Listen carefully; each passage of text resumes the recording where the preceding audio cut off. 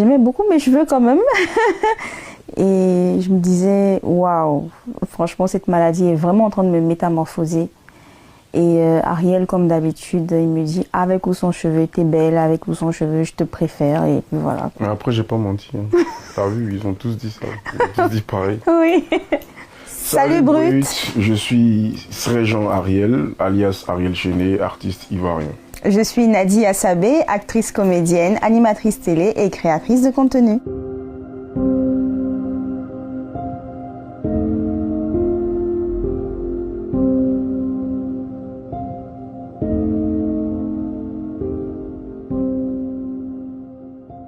J'étais à la maison un jour et pour une raison que j'ignore, je me suis palpé les seins, enfin plus le sein gauche, et j'ai senti une masse, une boule. J'ai paniqué, j'ai dit à Ariel, il y a un problème, je sens une boule au niveau de mon sein gauche, il y a quelque chose qui ne va pas. Et il m'a rassuré, il m'a dit que c'était rien, que c'était peut-être dû à mes hormones et que ça va passer et tout.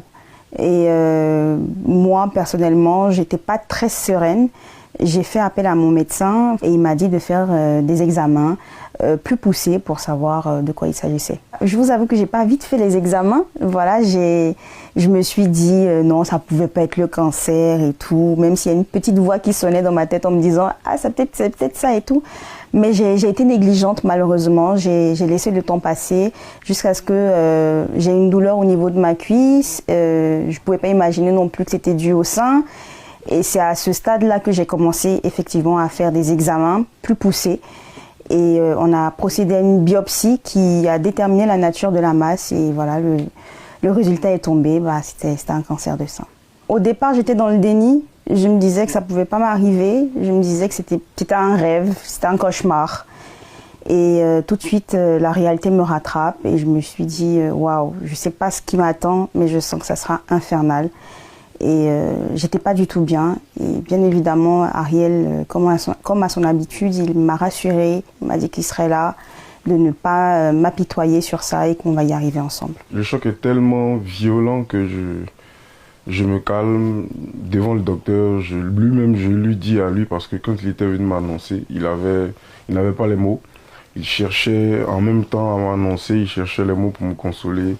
Et bizarrement, c'est moi qui le consolais, lui, parce qu'il était vraiment lié à mon épouse, donc il aimait beaucoup. Et il savait que lui dire ça comme ça allait vraiment la casser, quoi. Donc lui, il avait commencé déjà à vouloir me donner les mots et tout ça. Et moi qui lui disais, t'inquiète, quel que soit ce que c'est, je pense que c'est quelque chose qui va passer.